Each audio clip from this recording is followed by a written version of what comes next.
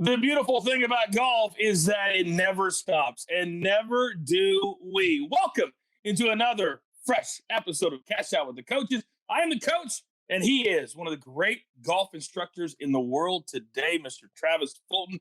Travis, we got to start before we look forward. As always, we've got to look back. And Hideki Matsuyama winning for our country, winning his green jacket first major, an emotional win for a lot of people. But let's set the table before we even get to the RBC Heritage and really give props to this young cat, still in his 20s, but in his 10th Masters appearance, he got the job done. He did. You know, he won the low am, of course, 10 years ago, and then he comes back, and now he's the low professional. It just shows you, the Masters and what they're doing and all these initiatives all over the world. You've got the ladies amateur there now. Like, there's just a lot of cool stuff that they do. And to see it kind of come full circle, right? A low am 10 years ago and now wins it as a professional, I think is really cool. And of course, Hideki carrying this pressure from a nation like Japan, it's hard to relate to something like that. I thought a lot about it. Like, I can't even comprehend what the pressure had to be like to have 20 to 30 media people following him around all the time, everywhere he goes. Now, it's been a little different with COVID, of course, and perhaps that's provided some relief to him. But man, that's some mental toughness right there. Big props to that young man putting on the green jacket. I've always thought about the amount of money that these media outlets in Japan are spending to basically give a full-time job to multiple people to follow him all around wherever he plays at. And then his interpreter really goes everywhere that he goes as well. What really struck me, because I've been to Japan many, many times when I was in pro wrestling, and it's outside the United States, it's my favorite country to visit. I love the people. I love how respectful they are. I love how they treat their sports stars. Even somebody, some idiot like me, walking down the street, they would come up, and every time they ask for an autograph or ask for anything, they always give you something. They never ask for anything unless they're giving you something back. That's their culture. They used to give us eye drops all the time. Like, the best eye drops in the world are made in Japan, and they would give them to you to ask for a picture, ask for an autograph. So knowing the culture and knowing how they act and how they revere their sports stars, I estimated from a financial standpoint, this is probably going to be a $10 to $40 million windfall for him. Wow. Because now, as the only cat from Japan who's won a green jacket, think of all the companies that are going to be coming at him and just throwing millions of dollars. And I also thought about this. Think about the opening of the Olympics this summer and who's going to be carrying the flag, maybe even lighting the torch. That's how big of a victory this was for Hideki Matsuyama. And you saw the emotion, but then you saw him Monday morning all by himself, Atlanta airport, green jacket over the it was just an amazing, amazing win. I could not be happier for him, but also for golf as a whole, because it's great to have a champion that's not from Europe, that's not from the United States, and is from one of these great Asian countries. Yeah. Golf's growing, and it's on fire. I've been saying it for a while now on my social media platforms. It just feels as healthy as it's ever been. It feels like it's got a lot of momentum, not just in the United States, but all over the world. We know Europe in what they've produced over the years. Now we're seeing it in Asia. And it's not just Japan. It's down in Southeast Asia as well. I mean, Thailand, Singapore, Indonesia, Malaysia. There's a lot of investment being put into the game of golf. And we're just at the tip of the iceberg, I think, from these Asian descent players winning big tournaments on the global stage. Yeah, well, while there was a lot of good with Hideki and guys that were chasing him, there were a lot of big names that didn't even see the weekend. DJ, Rory. I mean, Rory looked completely lost for those two particular days. And when you look at all the big names that missed the cut, it tells you how hard it is to have these major streaks, to have these no-cut streaks, to do what they do. But then you have big names like Jordan Spieth, who was right there on Sunday. Xander Schauffele, who did Xander Schauffele things at the end to not win the golf tournament. But all the big names, there were a lot of cool stories, but they never really threatened Hideki whatsoever. No. I mean, the only guy that really was there throughout the day was Will Zalatoris, the 24-year-old who doesn't have membership status on the PGA Tour. He's going to have to win this year. We know how impressive he's been. We've talked about him. But he really didn't go away. He didn't blink an eye. He just kind of hung around, and he made Hideki finish the tournament all the way to the end. Xander, kind of played in late when he felt like he was out of it. And then he, knocks the ball in the water short left. I don't think I've seen anybody ever hit the ball in the water there on 16 with that pin placement. Everybody's hanging it out to the right. But yeah, so you could make certainly the statement that they made it a little bit easier on Hideki. No one was breathing down his neck all day. There certainly weren't the roars, echoing, in Amen Corner and throughout Augusta. So, but make no mistake, there might not be another player that has felt more pressure than Hideki Matsuyama. You could certainly put Tiger into that, right? With all the eyeballs on Tiger.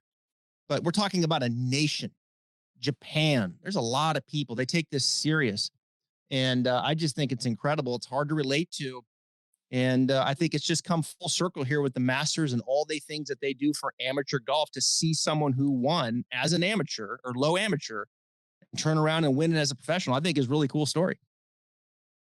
Yeah, Americans can't quantify. They have no idea what it's like for a lot of these athletes from other countries. I want to know what it was like on site. That's why on this week's episode, coming up in just a couple of minutes, we're going to have Matt Barrie, the incredible SportsCenter anchor who hosts SportsCenter's coverage at the Masters. He was there in November. He was also there this past week. So I'm anxious to talk to him, Trav, on what it was like on site and what the media was talking about with all the different guys in contention and those that really fell off. But we got to look forward before we do that, because this week is the RBC Heritage.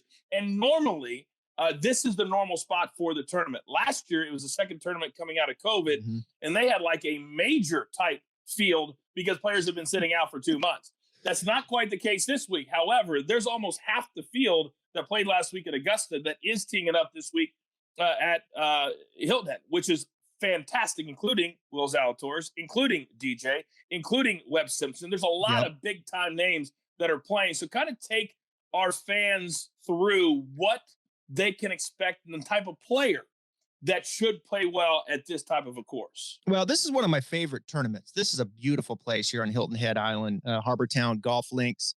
It's a Pete Dye design. We think of Pete Dye course. You think of the stadium course at TPC Sawgrass. We got a run coming now next week. TPC Louisiana, another Pete Dye course, and the PGA Championship, Kiwa Island, another Pete Dye design course. So when you think of Pete Dye, you think about he's gonna give you some intimidation to think about, visual intimidation.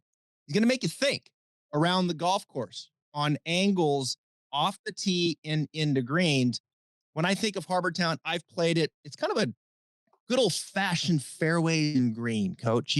Let's hit fairways and greens. I can remember my grandfather saying, just hit the fairway and just hit the green. And that's kind of what you want to do here, right? And you got to hit the club off the tee that's going to get it in the fairway, because it's not that long. It's only 7,100 and change. Yeah. That's short, but it's narrow. You got to think.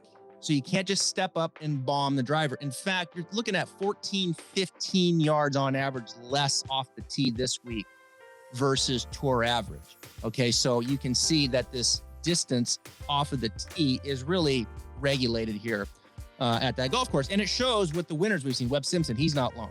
CT Pond, he's not long. Wesley Bryan, he's not long. Brandon Grace, he's not long. Jim Furyk, Matt Kuchar, these guys aren't long. So anybody can win here, right? Not to say that the bomber can't win here, because usually we don't see a lot of bombers here.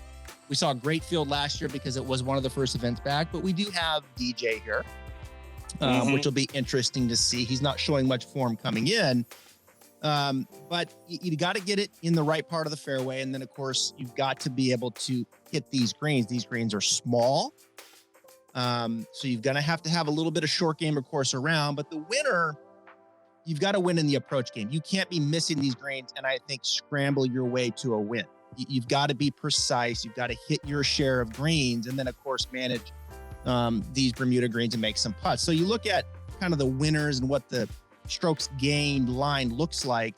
This is pretty common. Webb Simpson last year, coach, strokes gained off the tee, he was plus 0.9. That seems about right. Strokes gain approach, positive 5.7. So he was hitting a lot of greens. Strokes gain around the green, positive 0.6. So that kind of speaks to my point. Can't be a dog, but you can't be just missing greens and trying to, scramble your way around and expect to win. Strokes gain putting, positive 6.6. So the kind of player we're looking for, to me, is someone, look, let's get it in the fairway. Let's hit some greens. And then let's have a good putting week on these Bermuda greens. You got to win the approach, and you got to win in strokes gained putting. And I think that's the kind of player that I was looking for as we go through our picks.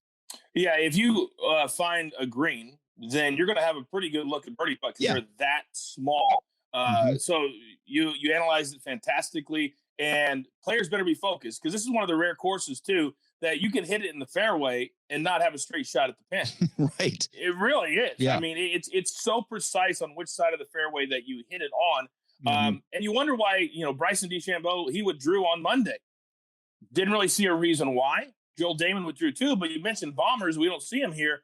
I wonder why Bryson withdrew. Maybe something we don't know. Maybe he put it out and I just didn't see it. But it doesn't seem like a course that he would even want to play at. I'll be honest with you. It wouldn't be fun for him. Well, I was kind of bummed. I was looking forward to seeing, Dustin and Bryson play this golf course. Because you just don't see the Bombers winning here. I'll keep going. Graham McDowell, Brant Snedeker, Brian Gay. I mean, these are the guys that have won here. So, your guys that are just bombing it out there usually don't show up. So I was really excited to see Bryson come. DJ's here. We'll see what he has to offer. Colin Morikawa is here. I'm excited to see that. Patrick Cantlay is here. And Daniel Berger. So Cantlay and Berger, I think, were two of the big disappointments last week, missing the cup as DJ. So I'm curious to see how those guys respond this week. Real quick before we move on and we bring in Matt Barrie for our interview this week, these WDs that these players are doing recently, now it's almost like because of COVID, they got into this rut of, I can pull out whenever I want. It doesn't matter. But now people are buying tickets again. And when you say you're going to show up, damn it, you got to show up. And unless you incur an injury after you say you're going to play and before the tournament starts, to me, that's the only way that you should withdraw when you're a name like DJ and Bryson. How do you feel about it? It's hard to say. You don't want to speculate. Serious things happen, Yeah, but of course. It just feels like in general, if I had to kind of put a blanket over it, right? Like it just feels a little too convenient right now at times, to just pull the WD card. We saw Wolf. We've seen it DJ a couple of times. We saw Kevin Na at the Players who makes a big number. All of a sudden he withdraws. I mean, it's just like, I'm with you. It just feels a little too convenient. Hopefully we see a little less of it moving forward. Yeah, let's hope so too. Now that more and more fans every single week, and believe me, I'm not one of those guys that tells you got to do something, but I was a little taken back that they allowed so many people at the Masters. A lot of them were not wearing their mask, and they were fist pumping Hideki and all the other players when they were walking up through that tunnel. I was a little shocked by that, to be honest with you, with all of the protocols in place that they allowed people without masks on to get that close to the players. But maybe I'm overthinking it. I probably am. But being, now that we're almost a year into this, it was a little shocking for me to see. All right, it's now time to bring in the man who calls SportsCenter home. We called the Masters together in 2015 and 16, and he hosted the coverage in November and also this past week. Ladies and gentlemen, Mr. Matt Barrie now right here on Cash Out with the Coaches. Man, we're so pleased to have the man who was there last week. You saw him all over your TV screen from SportsCenter, my man, Matt Barrie. Matty, let's jump right into it because we don't have a lot of time with you. I know you go from Matthew McConaughey to us. I mean, it's the same thing, really. It really is. I mean, when you think about it. All right. Well, last week, man, we watched you all 7 days. It's amazing. You and I worked the Masters together for a couple of years as well. What was your favorite moment this year, now that the fans are back? And take us through your experience last week. Yeah, Coach, I think that was it. Seeing the patrons back. You and I used to do our traditional walk of the course on Monday and Tuesday before we got settled in for the week of the tournament. And I think being out there and seeing how happy everyone was to be back at Augusta National, we take things for granted. And the patrons running around this place, and even the players, were smiling and acknowledging them during the practice rounds. Every practice round that I walked, be it with Tony Finau, Jason Day, watched Justin Thomas a couple of times, these guys went out of their way to go to the patrons near the ropes and talk to them, because I think everybody was excited to be back to the Augusta National that we love. Now, granted, it was only 8,000 to 10,000 fans, but at this point, guys, I'll take anything. And to have roars back at that course, which to me is what makes the Masters so special, far and away having the patrons back was my favorite moment. Yeah, you were there in November, and then of course we turn around, we come back in April. You're doing the walkthrough. I mean, can you share with us just the difference in Augusta National between, that little 5 to 6 month gap? Well, I'll tell you this, and Coach knows this, and you know this. I've walked just about every inch of that course. I was fortunate enough to play it back in 2006, but that was so long ago. You remember, but you don't. But I've never been there and seen the nooks that I've seen in that course with the grandstands not there. And when the grandstands are there, you don't realize how beautiful this course is and all the nuances of it. I remembered again this week. There were 2 moments that'll stand out to me with walking the course. The Saracen Bridge on 15. You don't get anywhere near that when there's grandstands. And you could literally walk right up on it and just see the approach and see what these guys are facing on the green and how steep it is coming off the 15. We saw Hideki do it on Sunday. He hit a 4-iron so hard, it went into the water on 16. Some people don't even realize that's there because of the proximity you have to the grandstand. And the other one that comes to mind is the par 5 13th. When you get up on there in that tributary of Race Creek and you see exactly how that green's layered, I was talking to somebody about it the other day. I would love to see the Masters go a couple of years without grandstands, because you get a true idea of the identity of the course that TV doesn't do justice. And I think that added another layer of just how special that place is. Matty, coming in, everybody said, DJ's going to dominate again, just like he did in November. And he, like so many big names, missed the cut. Rory, Cantlay, just to name a few. How shocked were you when you were getting ready to do your segments on Friday night or Saturday morning that now your preparation is so different because a lot of the favorites just weren't going to play the weekend? Coach, when I got on air immediately after the coverage on Friday and said 7 of the top 20 players in the world weren't going to be there on the weekend, that's a stunning number. And the firepower that we lost with Brooks, who I had talked to a couple of times during the week, he was in pain and he admitted it. But Brooks and Rory and the defending champ DJ, I just don't think we expected that. In fact, I was in the camp of I picked Justin Thomas to win, but I was in the camp with DJ that because he got the pressure of winning the Masters off his back, I thought he had the ability to lap the field again. So that one to me was the most surprising, because you know this, Jonathan, the week of the Masters, there's corporate events, there's this, that, and the other. He didn't have any of that because of COVID. So I thought this was going to be just a routine week for him. I was stunned. Yeah.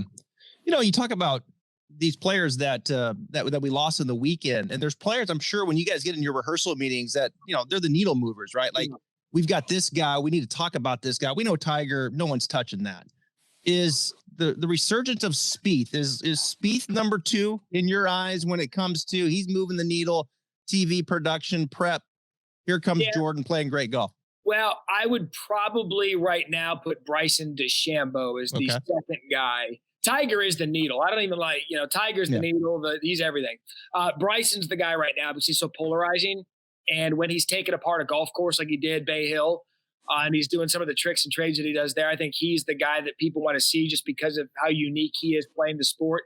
Jordan's a better story because of what he did in 2015 and set expectations that no one was going to be able to live up to. But I will tell you this, based on the weekend, watch what happens with Will Zalatoris and his career going forward. Because one of the great things about the Masters and the weekend at the Masters, we're always introduced to someone new that we didn't know before. And that was Jordan in 2014 when he went toe-to-toe with Bubba Watson. And then all of a sudden, look what happened. And so I think Zalatoris now going forward is probably going to capitalize more on the exposure he got this weekend than any golfer in the world. You never have a guy that shows up in his first appearance and does what he did, unless it's Jordan or unless you're talking about Tiger. And Will Zalatoris, by the way, will be in the field this week at the RBC Heritage. All right, Matty, we're going to get you out of here on this. Yeah. We know that coming up by the end of the year, the start of 2022, the PGA Tour is just going to explode, certainly with the emergence of ESPN and ESPN Plus coming in. and expanding the PGA Tour live streams, expanding the betting streams. How do you think the expansion of how ESPN, whether it's Golf Channel, the PGA Tour, how it's going to help not just the cats that are there now, but just the sport of golf as a whole? I'm going to grab my phone because I'm going to wave it at you, and I'm going to tell you why. Okay. Because now, being the golf fans that all of us are and the golf fans that are out there, I can bring this on the course with me. I can still play a round of golf while watching a round of golf. And that's, to me, the growth of the sport. If I can take the sport that I love with me everywhere, other people are going to start catching on to that as well. And golf is going to go through a boom because I believe golf, it right now, it's got technology on its side in terms of PGA Tour Live and all of that good stuff. Yes. But it's going to grow even more because people are going to realize that now people don't think about the golf tournament candidly until Saturday or Sunday because it's at home, it's the weekend. But the second it becomes ingrained in them, gentlemen, that they can bring it with them anywhere on a phone, on a tablet, that's when you experience real growth, when people understand how readily accessible it is. I did it when I was down in Florida a couple of weeks ago. I was watching Bay Hill. I was playing golf. I had it hooked up to my Bluetooth speaker. It was incredible because I was playing and watching and getting free golf tips from Xander Schauffele trying to copy his swing. Didn't work out. It's beautiful, guys, that it's going to be so accessible to all the golf fans. Real quick, because I forgot this part of the question, too. This is a golf betting show. How much do you think the betting aspect of is going to boon it, too? I will – look, there are times where you – think about, I wish this sport was head. I do the daily fantasy stuff all the time with golf because I just think it's fun. And we will start seeing little by little professional sports picking up and embracing it. And like anything, guys, what other sport can we play with? We bet all the time when we're playing, right? Mm-hmm. All the time. I'm closest to the pin. We do our own matches. We give each other. So we do all of this stuff. So the second that what we do becomes what they do, and it all becomes one marriage, it's going to grow. I'm telling you, golf is an untapped resource for sports gambling, and when it takes off, look out. Well, he's one of the great voices at ESPN. He's a good buddy of mine, too. Matty, we thank you for the time, and I know that Travis and I are not Matthew McConaughey, but we're pretty good second place. So thank you for the time, and we'll talk to you down the road, bud. Yeah. Combine the two of you, you might be Matthew Barrie, the fantasy. Thanks, Matt. Thanks, Matt. It's so great to have Matt on and get that perspective. It really is a bucket list. And I tell people all the time, Trav, that getting to call the Masters for 2 years, digital highlights, if I never do it again, at least I did it once, twice. Yeah. It's an amazing, and you can't understand. It's almost like you get to go behind the curtain, like it's the Wizard of Oz. If you get to actually be behind the scenes there at Augusta National, it's awesome. And it is. It's awesome. A bucket list deal. It doesn't matter if you're playing, if you're in the media, or if you're a fan. It's a bucket list item. It certainly is. All right, it's that time of the show. We keep making money for people every single week. But let me preface this by saying that we give you the information. That if you don't like the matchups we're giving you, take the information and apply it to the players that we like or the style of players that Travis already told you should play well this week. Because your book may not have the matchups we give you, but they're certainly going to have the players that we give you. Right. So be smart about it. And you can also tweet us, and we'll respond almost every single time if you have a question. All right, here we go. Here's what we do every single week. We take $100. We want you to play along with us. We'd love that. Coming up in the next little while, when we really get things cooking, we'll be doing contests with all of you out there. 2 head-to-head matchups, a top 20 matchup, a pick rather, and then the tournament winner and a wild card play. It could be anything on the board. All right, Trav, we'll start with your first head-to-head matchup. What do you like? Well, let's go to Europe, right? They're all here. Like that? Yeah, they're going to kind of hang out over here probably till the PGA. There's my boy, Tyrrell Hatton, minus 103 over Matthew Fitzpatrick. Might surprise a few people. That line comes from DraftKings Sportsbook. And, Fitzpatrick's been playing some pretty good golf. That's been noted. We've talked about it. I think Tyrrell got the win in Europe. Maybe turned the jets off just a little bit after that. Yeah. But I think we're starting to see him now the wheels are starting to turn again. And here comes Tyrrell Hatton. To me, Tyrrell's just the better player than Matthew Fitzpatrick. Last year, great field. He tied for third here, did Tyrrell. Fitzpatrick tied for 14th. So they both played well. But, you look at the approach game. That's a big one for me here. I think Tyrrell Hatton's a better iron player than Matthew Fitzpatrick. I was encouraged by what I saw at Augusta. He was 18th last week. And I also think Tyrrell Hatton, and let me put this, Fitzpatrick, we know is a very good putter. Yeah. But I think Tyrrell Hatton is actually an even better putter. I think Tyrrell Hatton's one of the best putters in the world.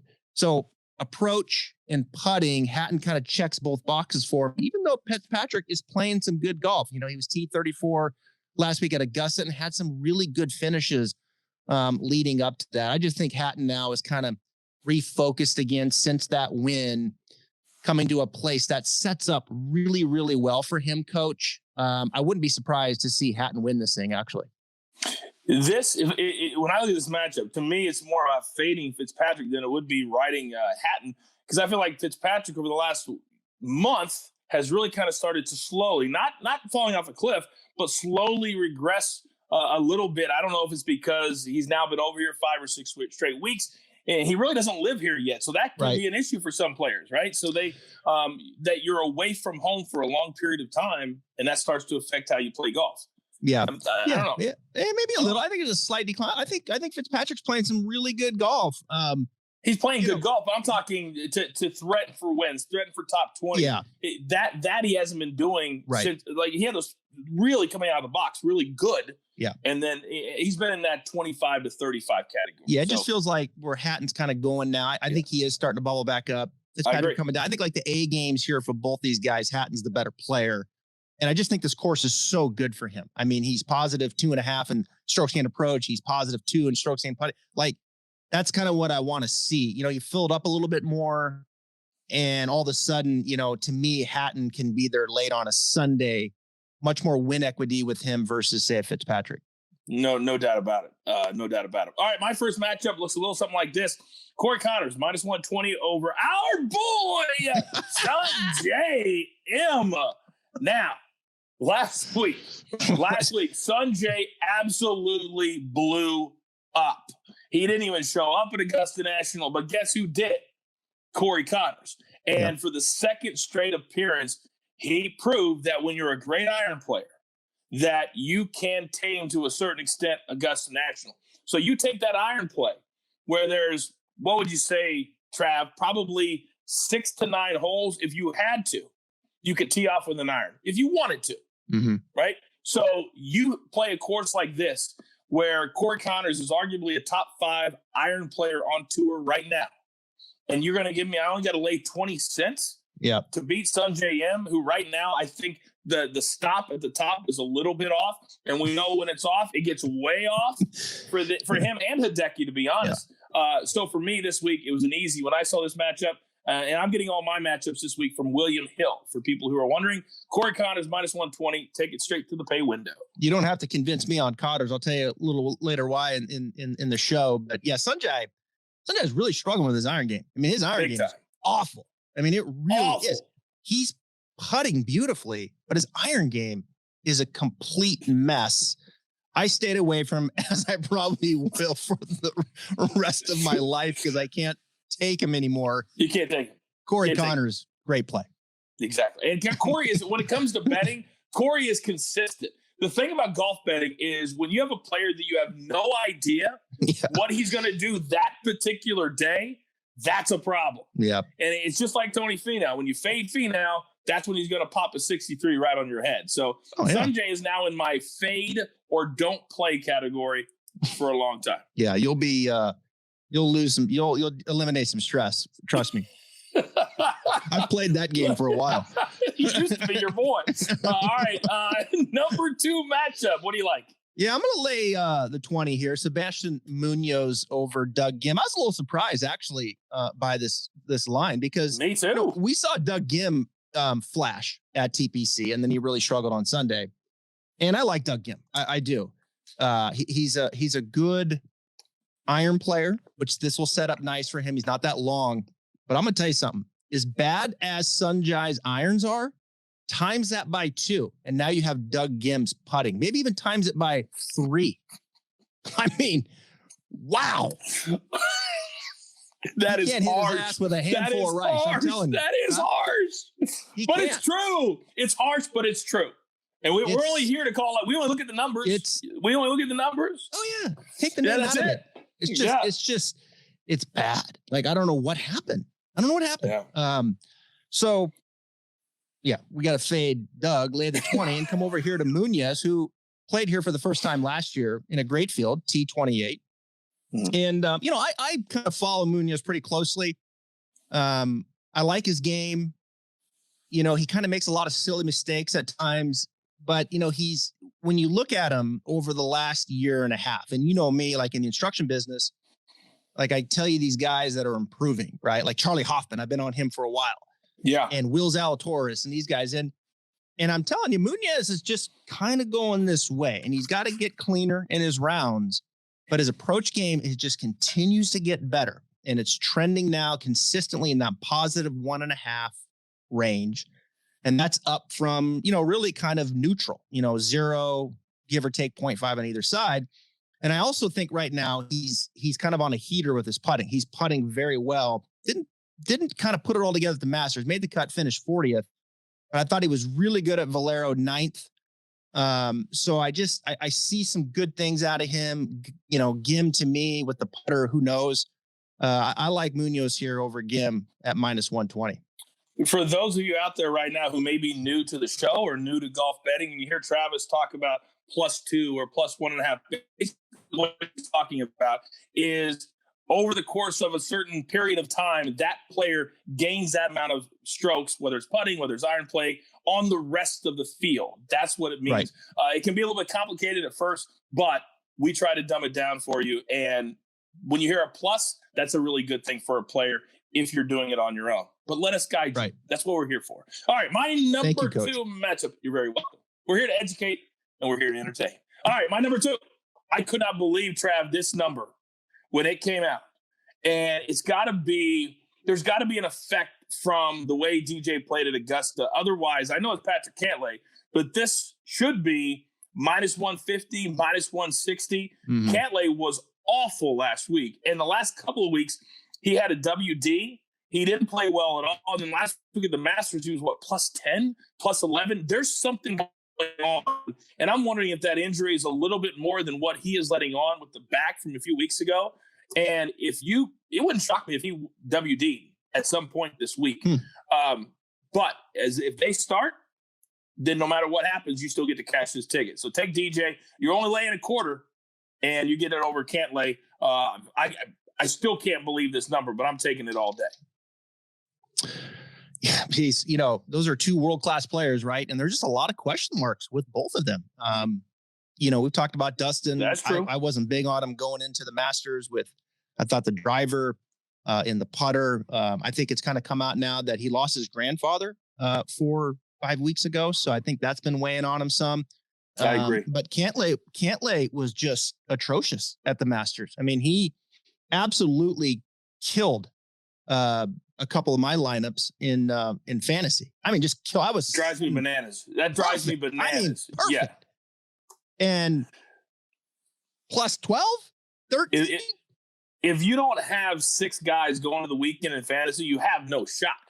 And that's what drives me nuts when something like that happens. And you're looking at Cantlay as you're a +9,500 guy or a 10,000 guy in DraftKings.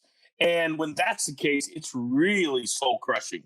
Now, one of your top guys. Now, back in 2019, T3, Cantlay. 2018, T7. 2017, T3. So if he comes in and he's focused and he's playing, and I mean, this is a good course for him. Probably not the best for DJ, but DJ can win anywhere. We know that. Like these guys that are long. I mean, DJ's approach game's, he's really good. Yeah. And when he's putting, he's pretty good putter too. Just that driver and that putter. He's fighting both of them. Driver, I'm not too concerned about this week. Putter, I probably am. He is the betting favorite as of right now, and probably in all likelihood will stay that way until Thursday morning. All right, let's head to our top 20 selections. Travis, who do you like?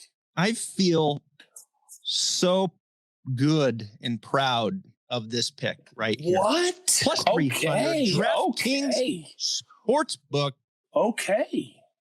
Lucas Glover, $15. My man is playing. He's back. He's playing some low-key golf. Playing good. Yes. Playing some good golf. 19th at the Honda. Didn't even hit it that good at the Honda and finished 19th. Valero hit it really good and then finished 4th. I kind of get the feeling just watching the trends here with Lucas, his game is starting to come. And, we know the weakness for Lucas is the putter. It feels like a lifetime ago when he won the U.S. Open, right? It does. He won the U.S. Open, right? I can't ever remember. It's been that long. Bethpage Black. Bethpage Black. But it's been the putter. I think there's some good things happening with the putter right now. I think there's some confidence that's being built. We know Lucas is a very good iron player. So I think he's coming in here with some confidence. I think he comes in here like, look, they're not going to beat me with distance here. So I'm just going to pierce it down there, hit the fairway, let my irons go to work, hit a lot of greens, and just kind of keep doing what I'm doing with the flat stick and finish in the top 20. So at plus 300, $15, I feel great about this. I really do. And you should, because this week a normal field is 156. This is considered an invitational. Yeah. So they're having between 132 and 138. The WDs, they're not replacing them until they get down to 132. So that even adds more value for you and for me, because it's 20 some less players that we have to deal with to get our guy inside the top 20. So really look at the number if you're out there because of that fact. All right, my top 20 pick, I'm going back to the well. And Paul Casey was my pick to win last week at the Masters. He started off really, really well. Then he regressed, and he kind of treaded water over the weekend. Now, I think this is a perfect course for Paul Casey. He's had some good finishes here in the past. I also like to compare this course with the Valspar, Innisbrook, Riviera a little bit. TBC Sawgrass just a little bit. When you look at players that play well there, Paul Casey plays well at all of those places. So I'm going to take Paul Casey plus 138.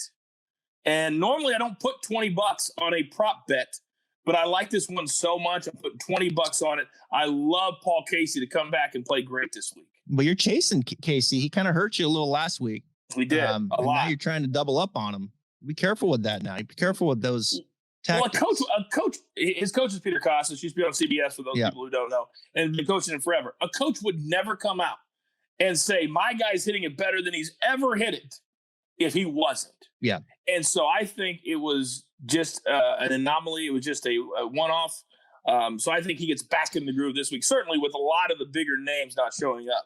Yeah, I think we talked about last week. Obviously Casey's a wonderful iron player, and I think he's on a nice little run right now with his putter too. I think he's, in a good spot mentally there, even though maybe he didn't quite do what he wanted to do last week. But it's good to see these players like a Paul Casey, who, like a Lucas Glover, their bugaboo is the putter. They're not the only ones, right? Like you start going through him. I mean, these guys, they can strike it. Why don't they win more? Well, because they're negative 3.5 putting, so it's like when you start seeing when they start putting those little runs together, 3, 4, 5, 6 tournaments, like those are good times to try to get in there. And I think Casey's in the middle. I think he'll shake off last week, and this is a good spot for him. No question.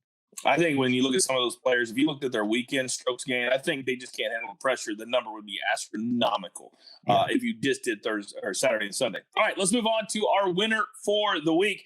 And we've come pretty close. The last winner we hit, because it's so difficult to do, was in November at the Masters, and that was with Dustin Johnson. Will we hit this week? Who do you got, Trev? Well, we've been running second 2 or 3 times this year. I'm here for the Corey Connors. Wow. Look at you. I am here for the growth and the arrival of the Canadian, Corey Connors, to the next level. I'm a believer. I think Connors is going to win 4, 5, 6 times. I really do. It's no secret. He's one of the best ball strikers on the PGA Tour. He has been. Check these numbers out. Strokes gained off the tee, he's 10th. Strokes gained approach, he's 13th. How does that hit you? That's all PGA Tour players to this point. He's one of the best ball strikers in the game. Now, what's different, it used to be Corey Connors misses the green. bogey. Short game's Bogey. terrible. Like, you just give it to him. Pick it up for bogey. Yeah. Disagree. Don't even. Don't even bother. Let's just go. Let's take a 5 and let's go. Just pick it up. Like, oh, don't you want me to see if I can get up and down? Nope. No. That's hilarious. So, his short game, still not top shelf better, but his putting is better. That's the difference. Corey is finding some form with his putter. And right now, strokes gained putting, he's 74th, and it shows in his results.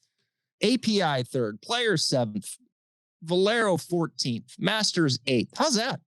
I mean, that's incredible. That's a great run of golf. I think he comes to a place that sets up very well for him. Let him just wear people out with his ball striking and hit these small greens, and then just keep this clip of positive 2 or 3 in putting. I think he's going to be a factor, not just this week, but for a while. I think Corey Connors is really coming into his own here.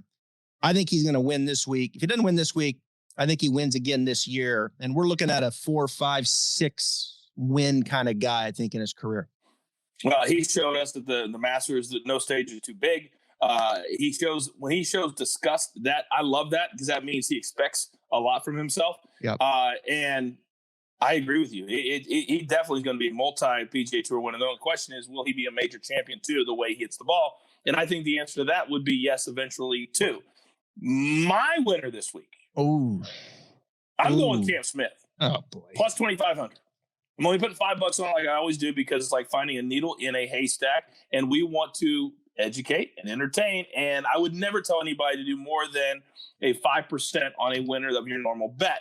Cam Smith has been playing really, really good golf, and he played really good on Sunday, the final round of the Masters. I think he's going to have that good feeling coming off of that. Didn't play great all week, but he played really good on Sunday. But he's also a player that is great with his irons, and he's now a believer. I don't think Corey Connors is quite believing that he is good enough with the elite to finish the job. I think Cam Smith is now there. And so now he hasn't won very much either, but I think he believes that he can win. So give me plus 2,500. I'll take Cam Smith this week. I mean, arguably Cam Smith's playing the best golf of his career right now. I think it'd be interesting to ask him that question. Are you playing your best golf of your career right now? And I think just looking at it, I think he would say yes. I really do. Yeah, I think he would say yes. I think this is I think he's feeling it right now. Like he's, kind of all going the right way. Yep. I would also tell people that if you have Cam Smith in a matchup, I would play him against just about anybody. Now, William Hill, where I got my matchups, they had him head up against Paul Casey. I would never touch that, because I think Paul Casey's going to have a great week too, obviously. Yeah. But if Cam Smith is taken on and he's plus one or minus 130, 140 of somebody, I would play him. I really would. Or tweet me and ask me if I like the matchup, or Travis too. All right, let's wrap it up with our wild card of the week. It can be anything on the board. What are you looking at, Trav? Well, one of the things I like to do is I'll create this model, and in the I thought we were going to make it. In the model. And this model for this tournament has been good. It was actually very good for me last time around. So he's like, you know what? Last June? Yeah. So you've had this model for almost a year. Yeah, well, you have your models, and then you save them, and then you're like, how'd they work for you? And then you make adjustments and how the course is going to play. And yeah. So it's like, you see what I'm saying? Like, I mean, I see what you're saying. I mean, you got to make your adjustments anyway. Of course. So what have you adjusted, Trav? I'm interested to know. What have you adjusted? What have you adjusted for your wild card pick? Wait. No, usually I make adjustments, but I was like, this year, I'm like, the hell with it. I'm all in. All right. So if it works, why not? Why not? Oh, you made me laugh. In the model, coming in last 12 to 14 round sample size, who's coming in playing kind of the best golf? Factor in my key statistics: par 4 scoring average, par 5 scoring average, par 3s, 170, 200. I'm not going to give it all away. But number 1, Corey Connors. Number 2, Charlie Hoffman, right? Wow. I've been telling people, Charlie's coming, baby. Charlie is coming. He's longer off the tee. His approach game is as good as it's ever been. Last 5 tournaments, okay? Well, Corrales, I didn't get it, but he was in the positive. +5, positive 5.5, positive 7, positive 6. These are strokes gain approach, people. Those are huge numbers. I mean, huge numbers, right? He was second at Valero. I had him to win, and Jordan got him. But he played beautiful golf. His putting trending nicely as well, living in the positive in strokes gained putting as well. I think his short game continues to get better. It's not a real strength, but it's not a liability either.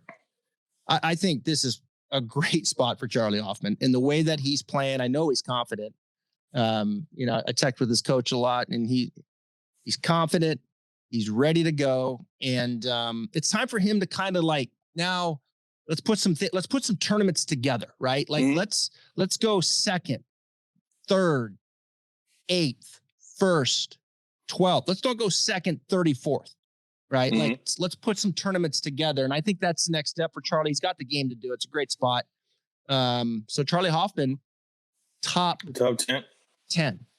Well, I think there's a big group of players in that 40-something category that they either have to decide, am I going to put the work in and still remain a top 5 player, or am I going to let a lot of these young guns pass me up and the Korn Ferry guys that are coming up at the end of the year? And I think Charlie Hoffman clearly has said to himself, I'm not ready to give up my spot yet. Right. I'm ready to continue to be a top player. And when you start to put in the work, you see the results. I think for the last several years, it's just kind of treading water. And now these guys can't do that anymore. The Ricky Fowlers can't do that anymore. The Charlie Hoffmans can't do that anymore. They have to really put the work in. And Charlie Hoffman loved that pick. He's playing great. And he also plays good in the wind. And this is a sneaky, windy type of course because it's right on the water as well. So I love that pick. My wild card pick, I'm going to go with the defending champion. 22 under par last year, Webb Simpson. But I'm going to go top 5 so I get a plus 250 because I think he's going to be right there at the end. He could, certainly win it again. He could go back to back, but he loves these type of courses. He loves the courses that are all about the iron positioning, working the ball around. So for me, I'm putting $15 on Webb Simpson, top 5 plus 250. Yeah, he played. He was great last year. This field was stacked last year, and he played great. As I mentioned, he was just under positive 6 approach, just over positive 6 putting. And he won the Waste Management Phoenix Open, earlier that year as well. And then he really kind of continued great play. My only question with Webb, 12th at the Masters, kind of had a tough Friday there, missed the cut at the Players. Is it the same, Webb Simpson that we're accustomed to seeing? Maybe he's starting to kind of get it going again. I think he was struggling with the driver there for a period of time here early this year. And maybe, he's starting to work that out.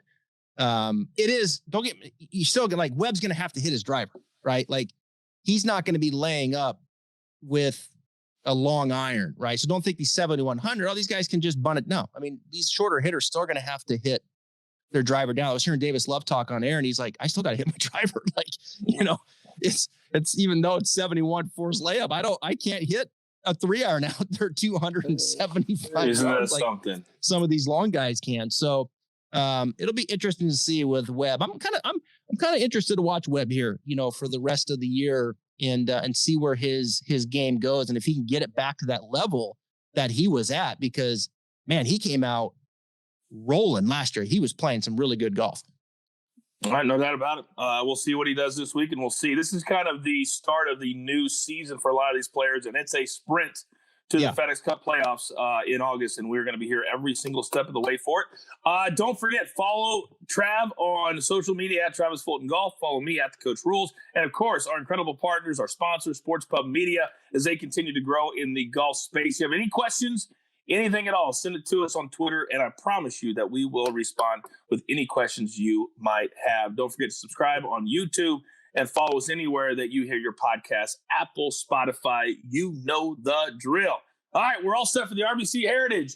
For our partners at Sports Pub Media, for Samantha, for Cody, for my man Trav, I am the coach. Remember, this is the only place every single week that even you can catch out with the coaches. Good luck. See you.